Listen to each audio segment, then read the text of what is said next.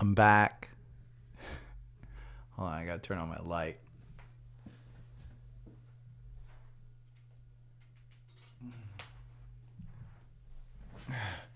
Power outage.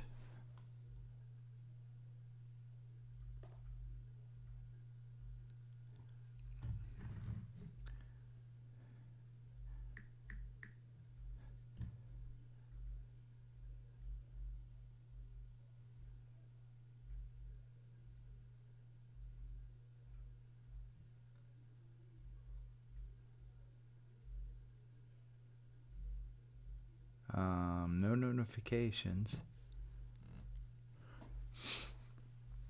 I had a breaker trip, so I'm going to hit the thumbs up button again. No hazards detected. Yeah, let's go back up. We'll start recording again.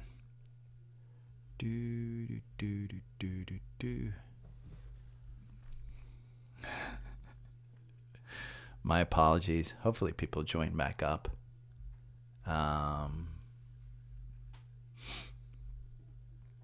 Go back up and look at my notes where I was. Oh, and I gotta open up preview again.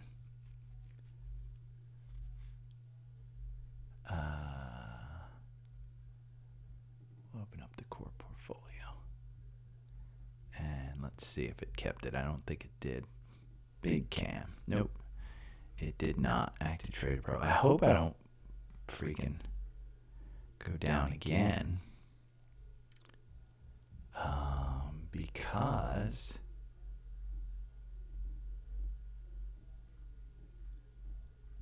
no, I want to put this over here.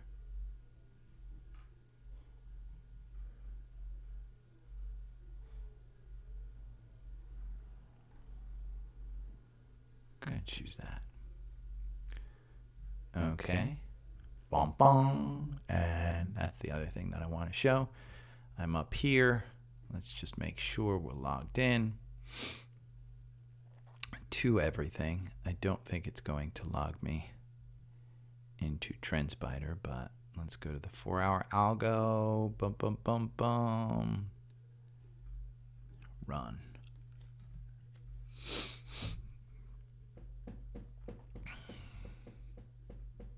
There we go. Yeah, I almost did. I thought the whole house went off, but it wasn't the whole house. It was just my office. The breaker tripped, and I don't know why. I think it's because I got an iMac. I've got my TV going. I got the lights up here. I've got the hard drives. I've got the iPad. I've got my iPhone. But it's nothing out of the ordinary. Just, I don't know. There was a red light blink, and I got to research what a red light on a tripper blinking means. So I've got that. We're there. Let's bring up Linktree. Let's bring up visible plans. There we go. Untitled comparison. This should log me back in and do the untitled comparison. There we go. Black Friday sale. We're logged in. There we go. Savvy Trader.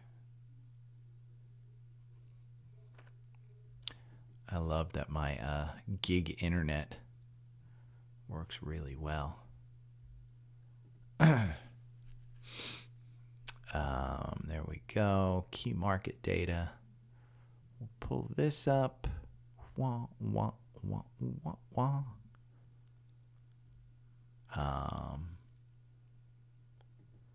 FinViz. We got FinViz up.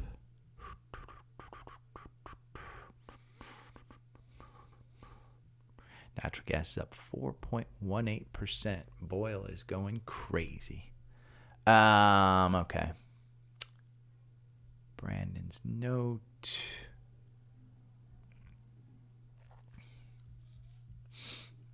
Okay, I'm going to start and we'll go next.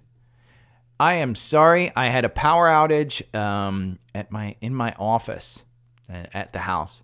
So I heard the TV in the background. I don't know. I got this new thing called Ting, which monitors my electrical system. If you don't know it, State Farm provided to me, and I may actually be canceling my State Farm thing. But what I was saying was, Brandon, one of these traders that kind of found my 4-hour algorithm. No fake boy stuff. So Brandon, I appreciate everything that you say, the nice words that you convey to me. I really, really appreciate it. Let's go back to the notes. 16 Mondays in a row. This was one of the best Mondays of the year. Nice rally, but it only took us here's what you have to know about specifically QQQ and SPY. Even though yesterday's rally was good, we're still not back even to last week.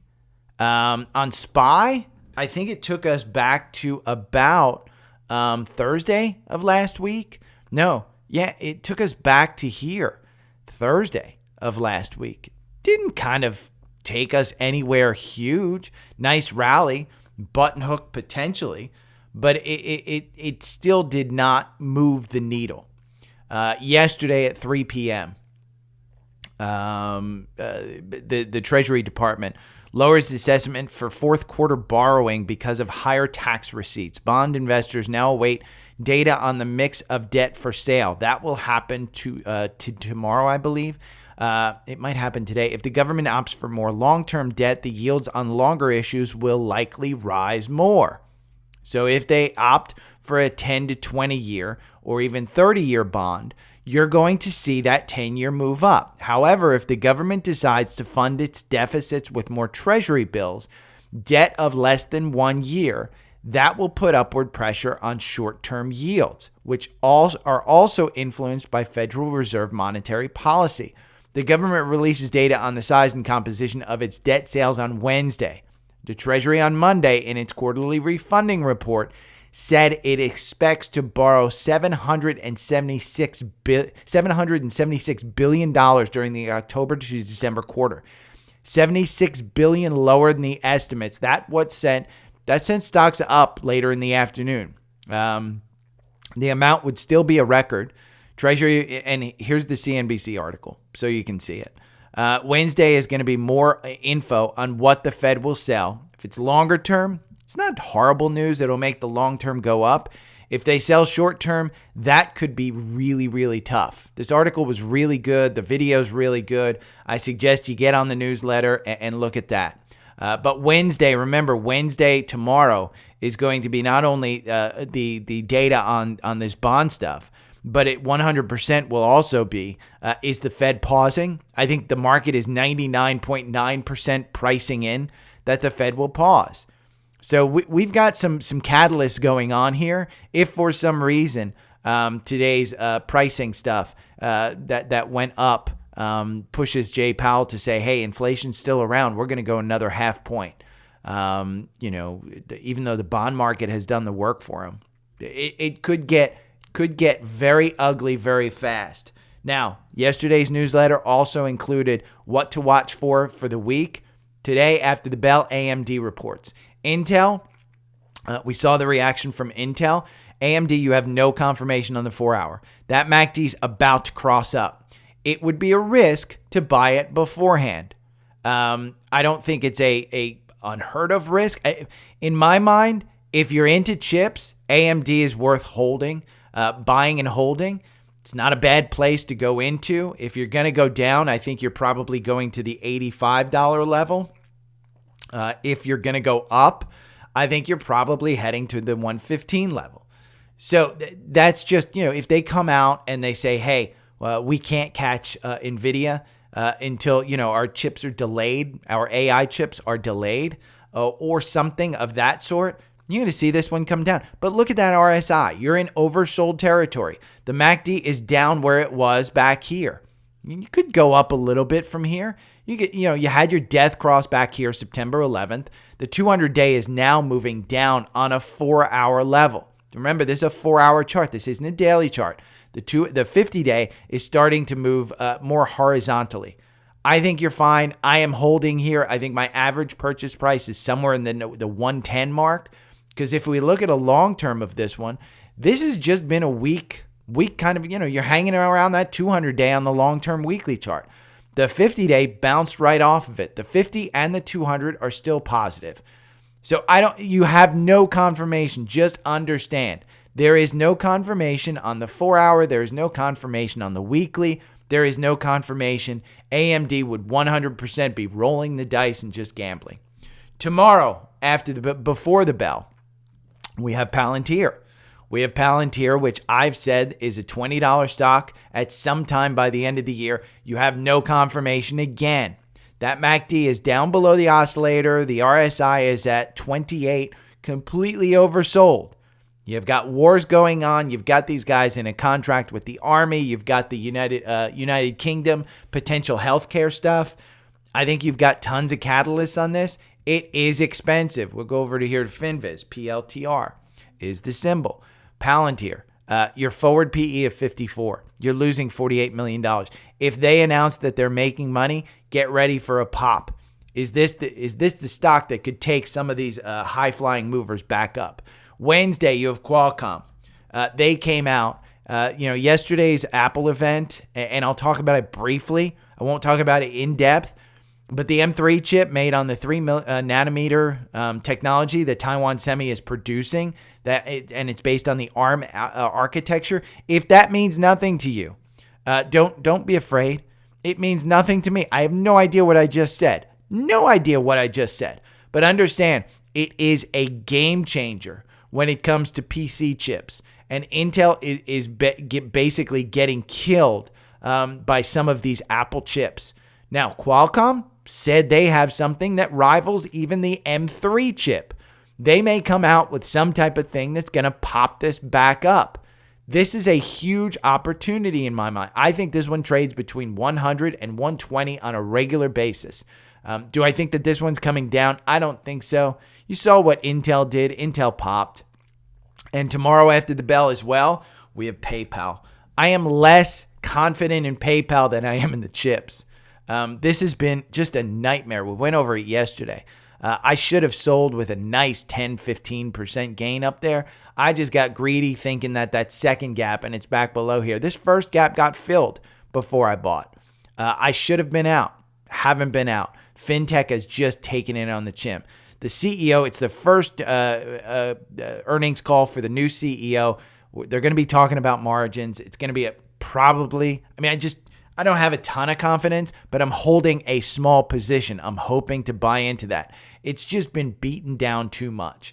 I think it's in that territory where it's probably worth buying, but FinTech is getting squeezed out by Visa, by MasterCard. They're just getting, their margins are going down. If you don't have margins, you can't. It's the same thing as Tesla. We'll go over Tesla in a little bit. If their margins are coming down, even though your revenue may be going up, you're actually making less money as you shrink your margins. So Shopify on Thursday before the bell. I'm still a fan. You have no confirmation.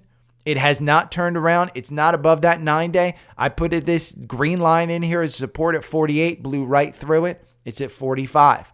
I like this name. I don't know what's going to happen. I do think that November and December are traditionally strong months. Could be hurt. Eli Lilly, they report before the bell on Thursday. This one's down 1%, 559. You have no confirmation on this one. If you don't have a position in Lilly, I think you should probably get into it. If you don't think that they're going to hype up their weight loss drug and talk about some of the things that they've got going on, and that millions of people will take this weight loss drug, you're crazy. It's a little bit expensive. Again, if we go over to FinViz and we look, what would worry me about Eli Lilly is the 52-week range. The 52-week range, which is 309 to 629. The average target price, 608. You're trading at 560. You're 11% down from your 52-week high of 60 to 629. Your target price is only 608, and this is a heavily covered name. So your most recent target price, resumed coverage, UBS, buy. They changed it from a buy. 612, they raised it to 710. Now, Jefferies, hold to buy. They raised it up to 615. You're trading at that range. If you haven't started a position in this, they could start upgrading. Again, this was an upgrade. This was a resume. Citigroup back in July, they reiterated the buy to 525. You're trading at 560 right now, $560.48. That's a little bit expanded, so be careful with this one. I just think it's probably worth. AMZN reported today, by the way. AMZN was up. I think it was down. They mixed results. They have not been as forward with their weight loss drug as I would have thought on their earnings call. So I don't know what's going to happen with Lilly. The big one of the week, and we talked about it, Apple. This is going to drive the market. This is going to change the market up or down on Thursday. Unfortunately, if you're a paid newsletter subscriber, you know I think maybe down. This one could hurt. It could hurt because the valuation is high. It's just a little bit, it's hard to tell what's going to happen. You had this death cross happen right here at 181. You've been dragged down to 168. You don't have confirmation before earnings. That MACD was about to cross up. It hasn't crossed up. This one's going to be tough. The event yesterday, here's the best trader that I heard said the reason Apple surprised us with an event on Monday is because they know their MacBook sales are going to be disappointing on Thursday. And if that stuff is disappointing, if the iPhone is disappointing on Thursday, rest assured, I would not be surprised if this goes down into the low 160s, even the 150s. But understand, from a long-term perspective, if you're looking to get into this name, I don't think you're looking at the 120s. This popped right back here in 2020, in August of 2020, when they announced a 5-for-1 split or a 4-for-1 split. I forget which one. That's the peak of this. That went up to 137. That would be, in my mind, the absolute bottom would be 130. I don't think you're going to 120. I think they're going to announce a huge buyback. I think they're going to start buying their shares back because they think they're undervalued.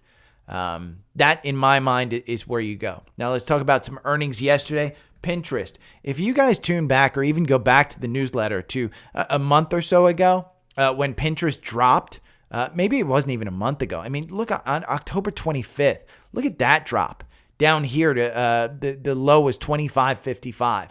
I said it's a $30 stock. Well, yesterday they blew it out of the water. 28 cents per share. They reiterated along with Meta, along with Snapchat, that the ad market is coming back. 29.26 right now. I think it's a $30 stock. I don't think you get into this one. I think this one is one that you trade. I like it. I like it a lot. Nike. Nike is one that I looked at yesterday. They have no catalyst, but this one's back over 100. Understand it's been beaten down. They've fixed some of the issues that they had. You had confirmation. This was a nice buy-in. The reason why I'm telling you about it has you out with a 3% gain. So you got out. You're probably going to get back in. Wait for it. I think it's a $120 stock. Again, this is a top stock. Now, Tesla. Tesla is one. EV stocks got absolutely killed yesterday. And let's talk about why EV stocks got killed yesterday. Tesla's shares dropped 5% on a Panasonic battery warning.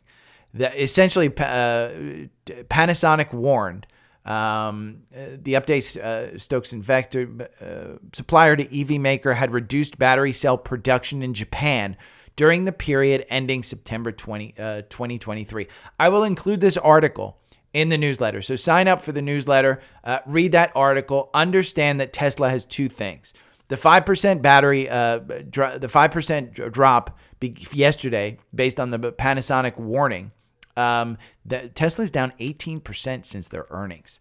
That's not good. Remember, Elon said, "Hey, the Cybertruck will be the death of us," or something like that. Very negative, super, super negative.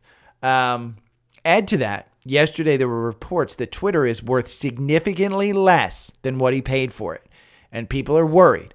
He may have to buy back some of the debt. Some people may be calling in their debt and saying, "Hey, we want our debt paid. We don't want to be in this, blah, blah, blah," which may cause him to sell Tesla shares. So you're at 198 right now. You have no confirmation. There isn't, even though this is a completely oversold stock. The RSI is at 23. The MACD is down as low as it has been There is no reason to get into this stock. There is no reason to necessarily get out of this stock either, other than if you think that it's going to, people have shorted this stock to their detriment in the past. One of the things that I did was I went over here to Seeking Alpha and I said, there's two levered ETFs for the short side, bear side of Tesla. And there's TSLS and TSLQ. Which one should I use? Well, assets under management, TSLS has 50 million. TSLQ has double that at 114 million. Still not huge. You scroll down here and you look at some of they perform fairly the same, similarly. Remember that they use derivatives, so they trade options to lever themselves short. Here's the dividend yield. This is 5% annual dividend yield on TSLQ. That's paid annually. 2.78 paid quarterly on TSLS. In my mind, I think you trade TSLQ. Just looking at it, I said, you know what? I'd rather have more shares, more assets under management. I just trust TSLQ. Not that you can't do TSL, but look at TSLQ. If you had my algorithm in TrendSpider and you said, you know what? Tesla's overvalued. I'm going to trade it here at $32.24. Right now, you're at $40.39. You have extreme confirmation over that 9-day. You've just crossed up. You had your golden cross right here, October 24th. Understand this is a decaying asset. Not because it's a bear, it's because they take fees out. So it's a decaying asset, so you will not trade for very long over the 200-day. Do I want to short it? I may. I think Tesla might be going down to 150. I think this may be one of the things that they have the Tesla Cybertruck event. They may bring down their production. I'm hearing that their demand is not what it used to be. So you may want to look at this one and say, maybe I want to short it. So tune into the newsletter, look at that one. We talked about Apple. Their M3 chip is based on the new Taiwan Semi architecture. Taiwan Semi's making their chips. If you want to invest in Taiwan Semi, I like this company. The only thing, understand, it has no confirmation right now, so I wouldn't necessarily get in. But owning this one, it is part of the core portfolio. Warren Buffett doesn't own it. He got in and he got out with quite a good trade. I think he was in this for like 3 or 4 weeks. It wasn't very long. He just thinks the China taking over Taiwan or moving in on Taiwan, too much of a risk. That's his thing. So that was his thing, and he doesn't like it. Continuing on earnings. Symbol O, which is Realty Inc., way down. Commercial Real Estate REIT agreed to acquire Spirit Realty Capital for $5.3 billion in an all-stock transaction. This will further diversify its tenant base at a time when commercial real estate remains under pressure. O Realty, this is a REIT, and so it pays out an enormous dividend. I think it's one of the most popular REITs, 6.6% dividend, down 27% year to date. Is it worth buying right now? Hell no, it's not worth buying right now. It is beaten down. They just are passing their dividend X date. Their earnings are coming up on November 6th. I think that purchase was in kind of preemption of, hey, we're having a tough time with commercial real estate. So be careful with that one. Simon Property Group. They declared a $1.90 share quarterly dividend in line with the previous dividend. Forward yield of 7.22% payable to December 29th. Shareholders of record on December 8th. So your ex-dividend date is December 7th. So you have to buy this by December 7th in order to get a dividend. But that 7.22% is solid. Solid earnings, nothing crazy, up 0.7. Meanwhile, the market's down. This one's holding on really well. CAT earnings, CAT. I own this one. They're way down. There's weakened pressure on questions whether the spending is going to be there for industrial stuff. So they're just, you look at a long term of this one. Do you want to get in on this one? I'd say you wait till you get to this 200-day around $200 per share. I just don't see the benefit of trying to jump in at 227 when your top is really 289, 290.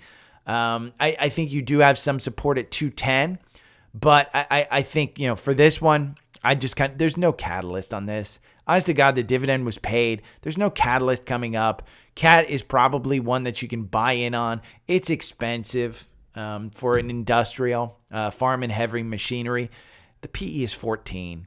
I mean, it's expensive.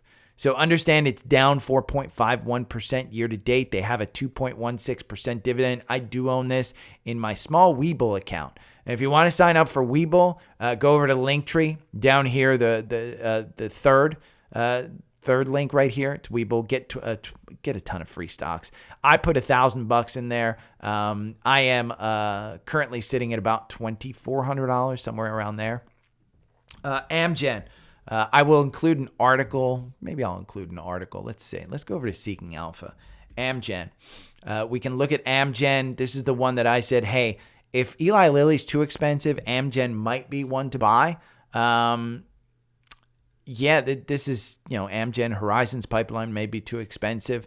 That's a buy right there from the Seeking Alpha analyst, 3.71. They're not super, super big on this one. If we look at it against Eli Lilly and you look at some of the ratings summaries, Eli Lilly's got a better Wall Street buy. It's about the same on quant. I just would probably stay out of this sector right now. To be honest, you don't have to rush into that sector, but they reported mixed results. Here, and if you want Seeking Alpha, by the way, this is kind of the cool stuff. Here, Eli Lilly went from hold to buy on the quant rating. Let's go over and we'll look at Eli Lilly again. Hold to buy on the quant rating, but it's still hold for some reason. I don't know why. But that's the email that I got this morning. Hold to buy. So you can get that email every morning. It updates based on your portfolio. I really like it. I kind of like getting it in the morning and seeing it. Here, trick or treat.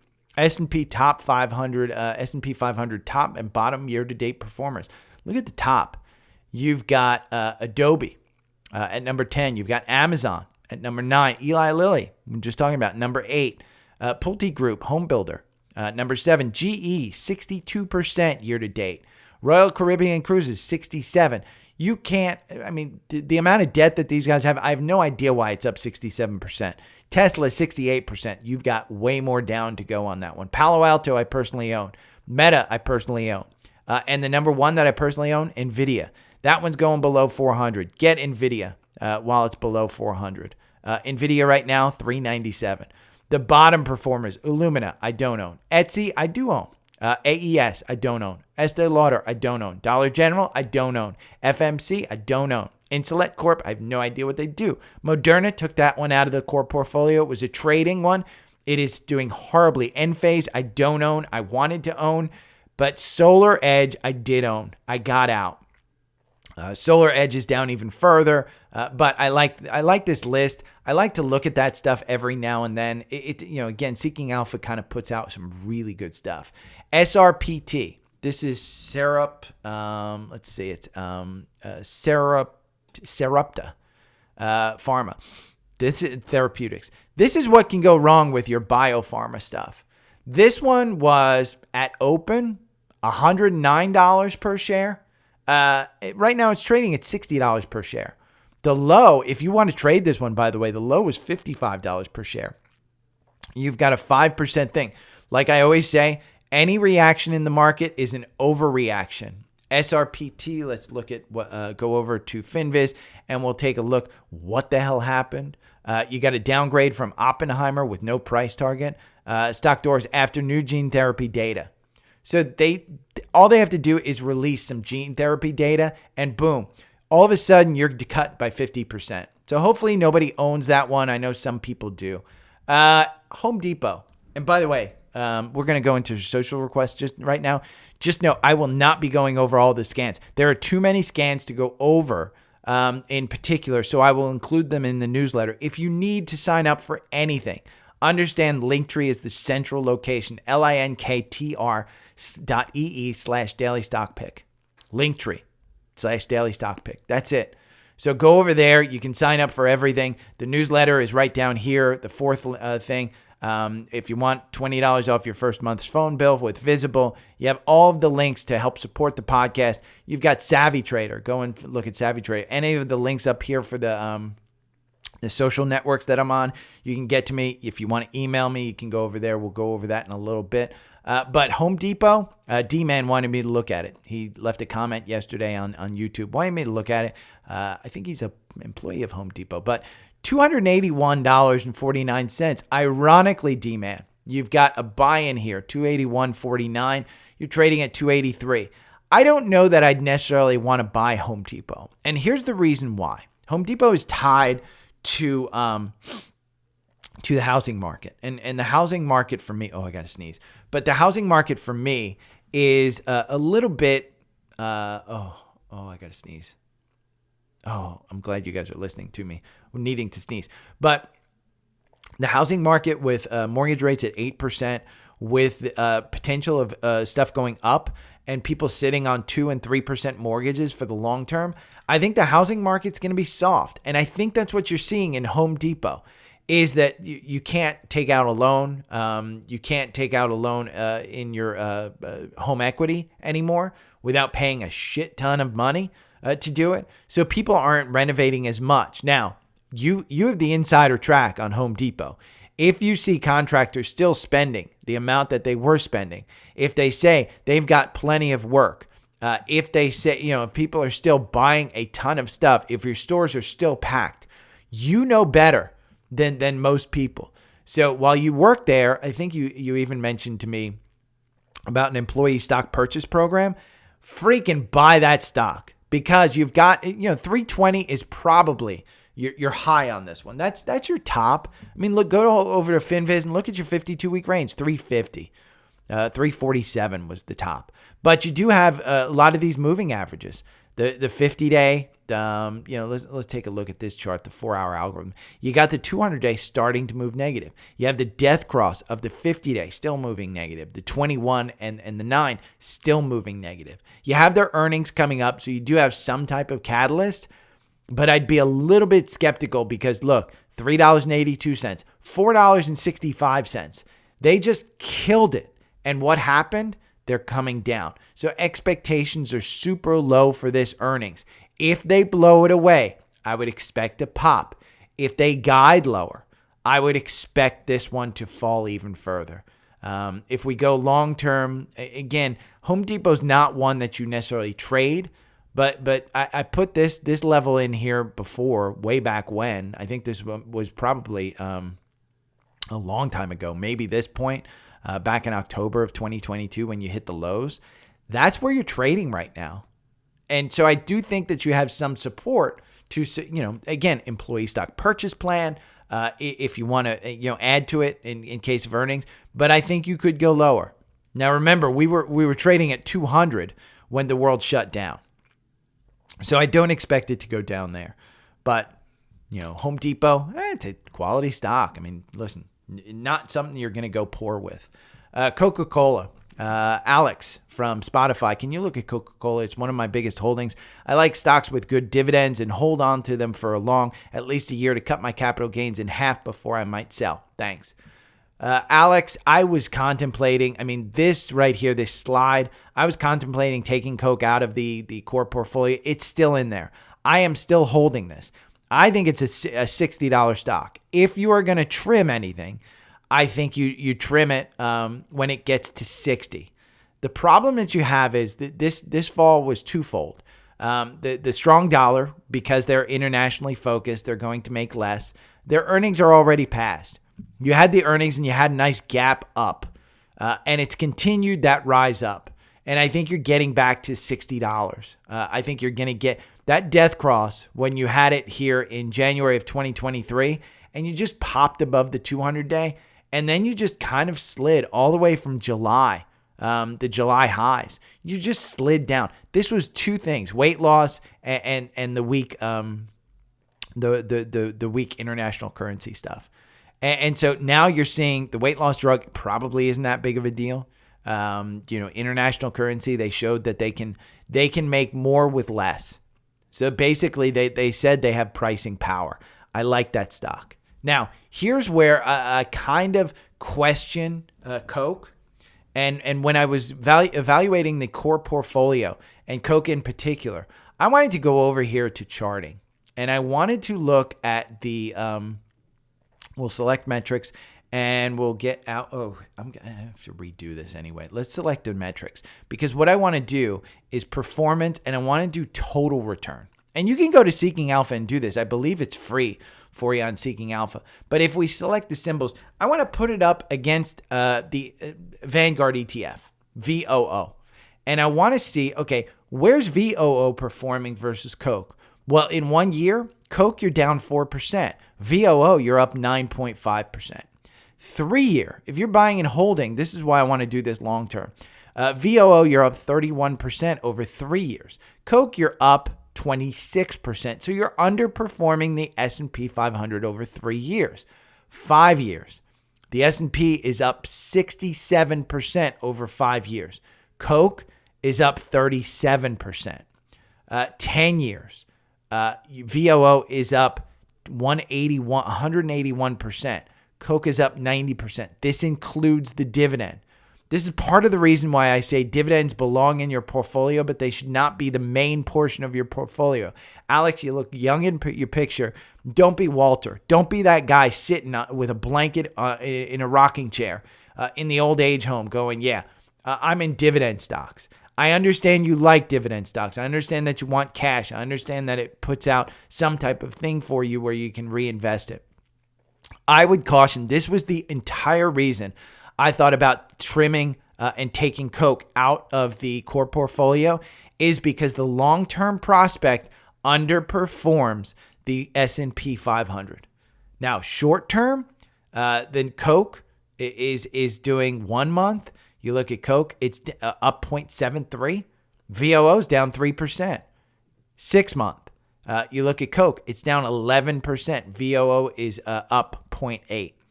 So I'd be careful with holding that much Coke, but I do think $60 is your pivot point. I don't think you sell it under $60. I think you wait for it as long as you're comfortable holding it, because I do think that you could come down further if we get a recession. This one, even though they have pricing power, if we have issues, I think you come down. You've clearly, look at this. This is the weekly. And if I just say, okay, where's my likely support? Well, look at that bottom right here. You've got, what, 3? Here, hold on. I misdid this one. I'm going to put this in because if you just start right here and you go straight over, you've got plenty right there at 53. In my mind, 53 is the support. This goes back to 2021.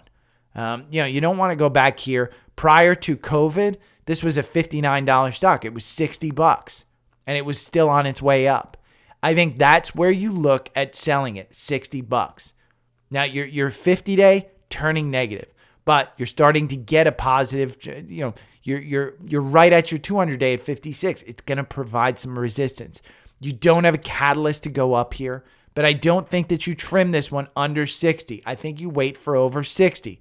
If you want to get rid of it under 60, I think that's you're kind of playing with fire there. You're still going to go up. I think. I just think it's a $60 stock. Do I think it's an $80 stock? No. And that's why I say I think you're underperforming. I think $60 is where this one goes. I think that's it. So I'd trade it. Kevin, RTX, which is Raytheon, the old Raytheon, seems like a good defense investment given the current global climate. Yeah, I mean, I think I saw their CEO when they announced earnings. I mean, the guy was like, well, we hate what's going on in the world. I mean, I'm not a big war stock guy, but I agree with you. I don't think it's a bet. It's been beaten down. They're going to sell a shit ton of defense contract shit and war killing machines.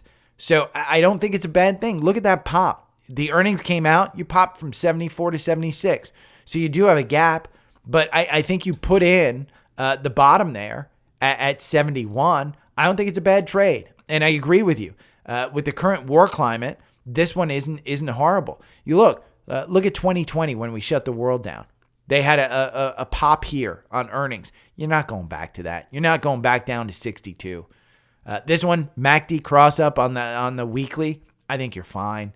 I think you're good on that one. Morris from Instagram was wondering what you think of Kraft Heinz, KHC. At these low multiples, seems like it has to have a decent bounce back eventually. Once interest rates start to go down, thank you. Kraft Heinz, I mean, okay, here's the thing. If you're going to the supermarket and the consumer, Coke, Pepsi, they have pricing power because you're not buying that off-brand cola for like 50 cents less. Now, are you buying the off-brand or the store brand ketchup for $1 less? My answer, absolutely. Absolutely. KHC is cheap, but it's cheap for a reason. And I don't know the whole reason, but the PE is 12. For a packaged goods company, that's a pretty big PE. Now, their dividend is yielding 5.14. It's down 23% year to date. The average target price, now it's covered fairly well. I mean, it was covered more in 2022, but the average target price is $38 and you're at 31. I just don't see a reason to get into it. I don't see a reason to call a bottom. I'd rather see you wait for a 5% pop up to like 33, 34, and then say, okay, the 50 days started to turn. There's no reason to get in here early, Morris. None whatsoever.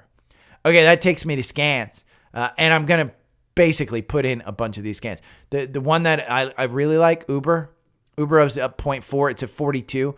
I've pointed this out as the likely that I was buying into it, but it's got no confirmation whatsoever. Starting to get confirmation, 42.73. That's a good one. Walmart from the core portfolio is a buy. A little bit too expensive in my mind, 162. I think you want this under 160, but that 50-day is starting to move positive. I don't see a need to buy this. Their earnings are coming out November 15th. Probably good. Probably something about the Christmas rush. I like Walmart more than I like Target at this point. I mean, Target I took out of the core portfolio. Target's at 109 right now. Their earnings are coming up with their dividend November 14th. I'd have more confidence in buying Walmart at the highs than I have buying Target at the lows. Just my thing. Goldman Sachs, we talk about book value. A lot of banks are trading below book value. Goldman Sachs is one. Goldman Sachs book value, I think, is $319, $300.76. Get this under $300. Get this under $300. I just think it's a quality name. As the economy starts to turn around and we start to get more IPOs, I think they're solid. Tesla, we talked about shorting Tesla. You know what you don't short? XLY. This one was up about 1% yesterday. The reason it's got a cross up is because Amazon is so strong. I said buy Amazon. I timed Amazon correctly. This XLY is basically Tesla and Amazon. And I own a bunch of this. And I did buy more Amazon at 120. Amazon has a buy in the algorithm at 131. You're going above this 200-day. You're not using that as resistance anymore. I think you're going to 140. It's at 132 right now. I think you're going to 140. Now, I am holding this one. So it's not like that $20,000 that I bought at 120. I'm selling at 140. I'm going to try and create a new base. The paid subscribers of the newsletter understand this. I basically hold a large, long position in Amazon. I do trade in my retirement account with Amazon. And if it gets to 140, I'll probably start trimming at that point. But the $20,000 that I bought, there are two positions. One was from like 2015 or 2018, somewhere in that neighborhood, where I have the average price of Amazon significantly down. I wanted to create another base at about $120. As this one pulls back to 120, if it does, I'm just going to buy more. And I'm going to create that base and start selling that long-term base in order to basically get out of the position at a significantly lower price so that I can start paying. It's a tax thing. And I still want to hold Amazon. I still want the same the same allocation. The allocation will go up until I start to trim. But Amazon, solid AI play. Solid play. I just timed it correctly. Microsoft. solid AI play. I just don't see a reason to get rid of this one, to start trimming. I don't see a reason that you're not buying when you're around this 200-day at 330. $330, I think, is your swing. 340, I think, 336. 5 years from now, are you upset that you bought Microsoft at 336? I just don't think so. Morgan Stanley. KOLD, ironically, has a cross-up. Even though it is way down today. It's down 11%. Boyle is, natural gas is just getting a pump. Boyle was down to about 60. KOLD has the cross up at 52, but there's no reason to buy this one. I think natural gas is just down too much. I think it's hugging, Boyle is hugging this 200-day right here.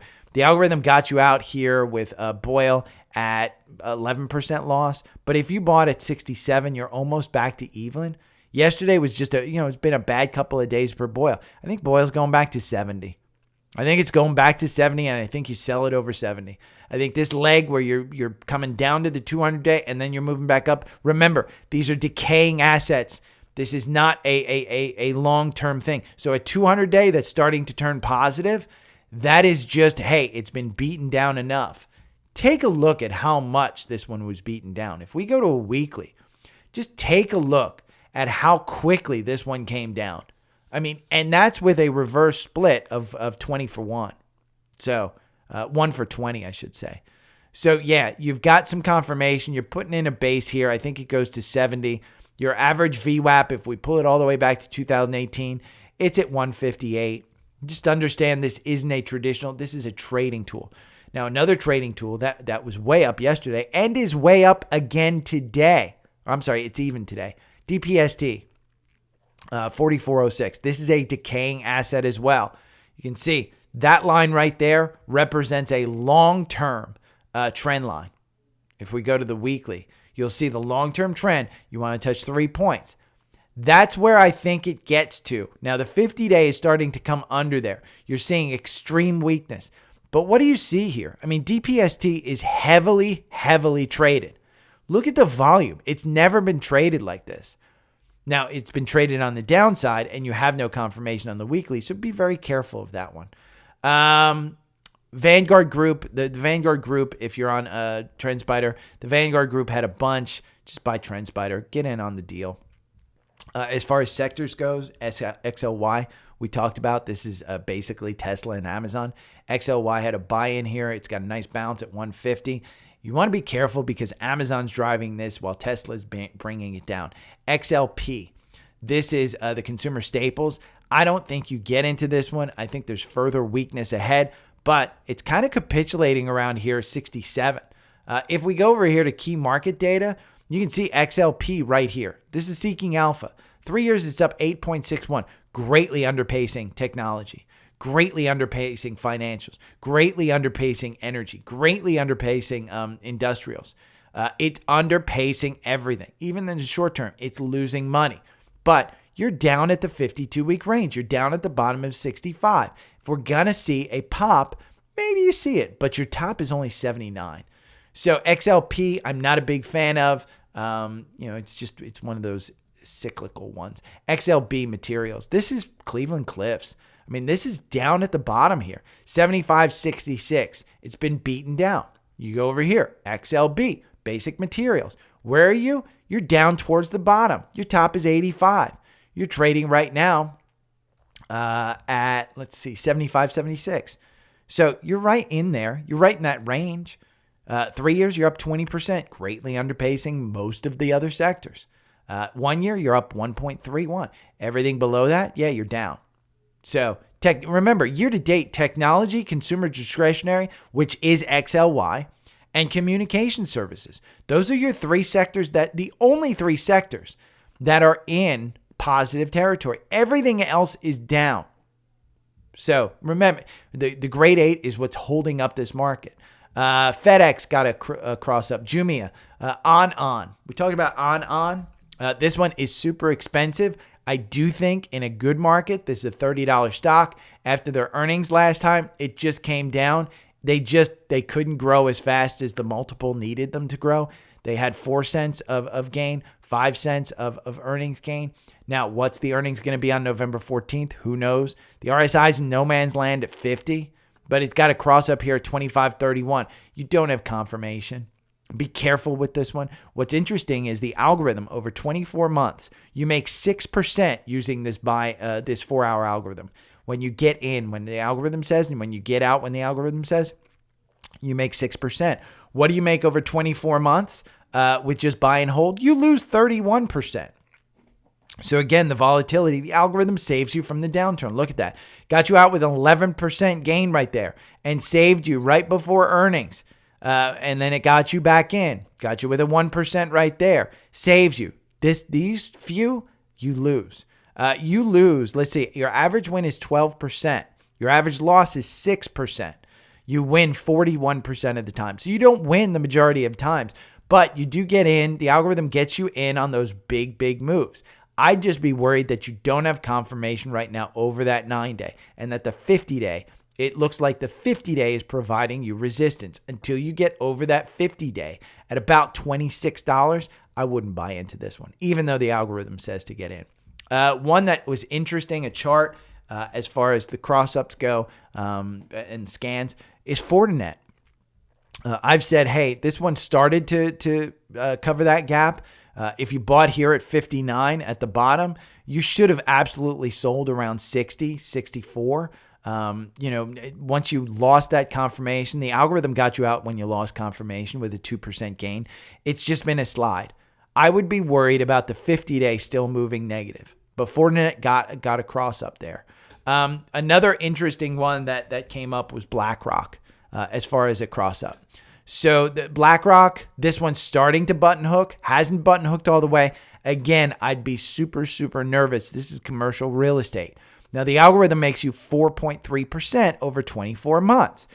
If you just bought and held this one, 34%.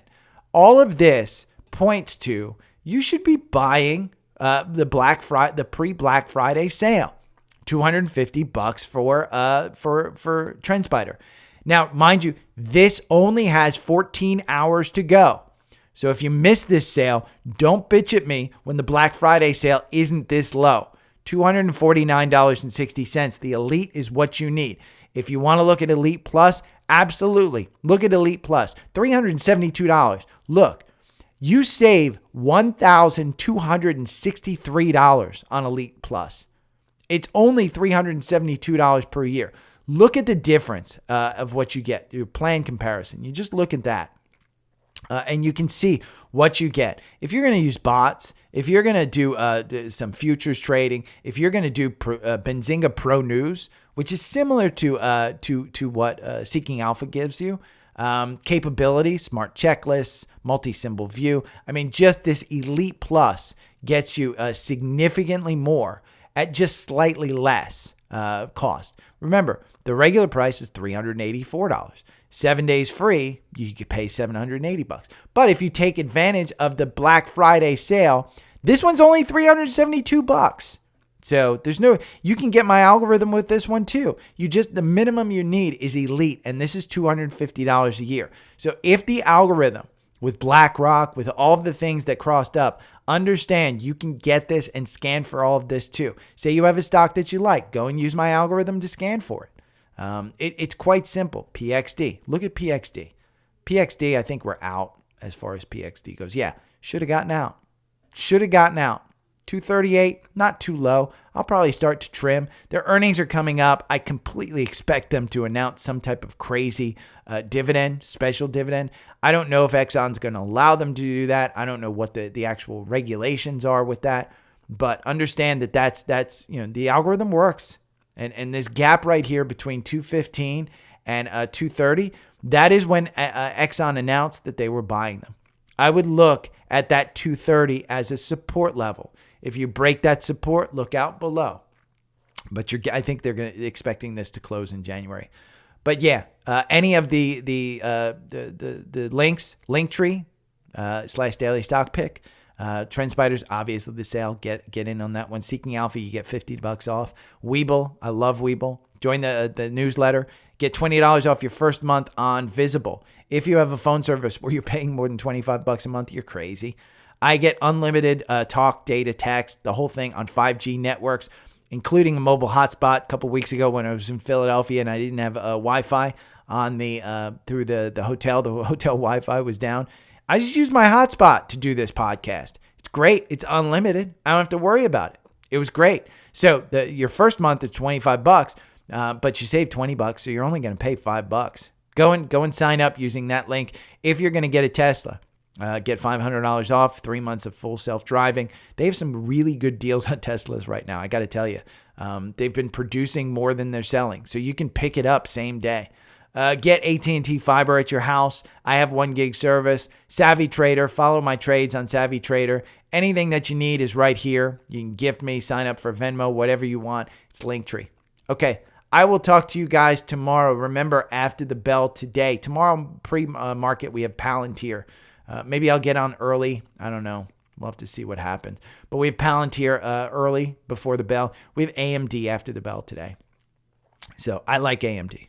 Okay, sorry about the power outage. I will edit that in. I'll talk to you later. Bye.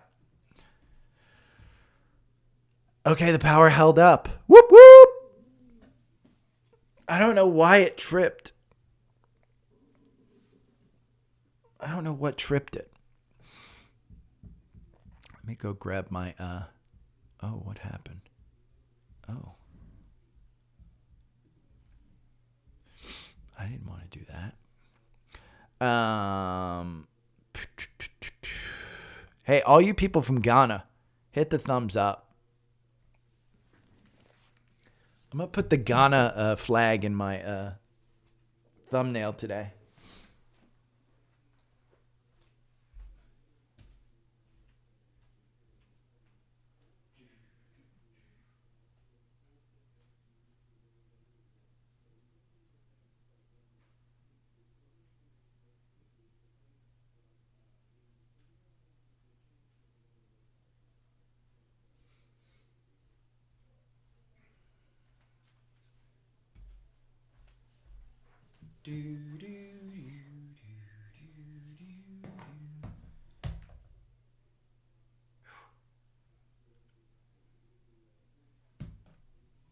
My thumb is green. Boy, it's disgusting. We're going to close that down. Move to trash. Move to trash.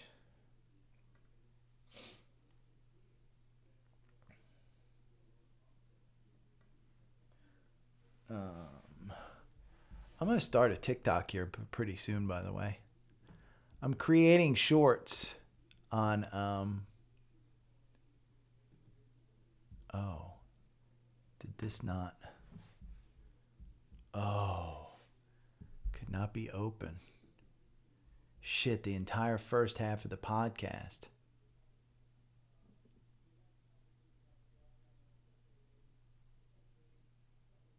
Oh, because I do it in MP4.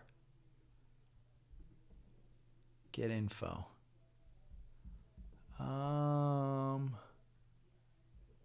It should be big enough.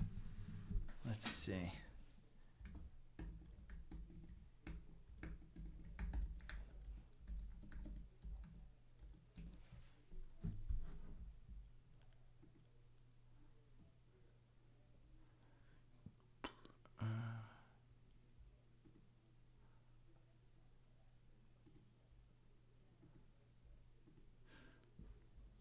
Desktop. Let's do that one. 929. Upload. Convert.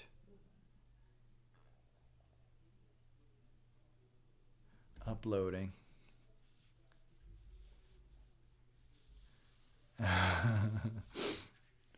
Gonorrhea. God, I hope this works. Or else I'm going to have to clip. Oh, no. Let's see.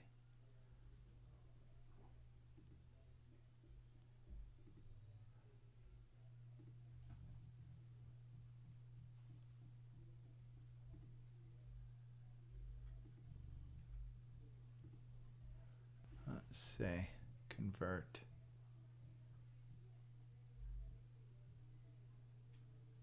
I think I have to go and clip it from the live. Oh, damn.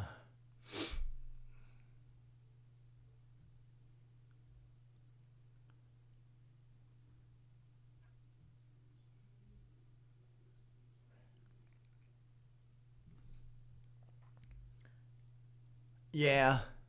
Processing. I just think that, yeah. No, it's not going to work. Oh, well. I'll have to go and clip it. Okay.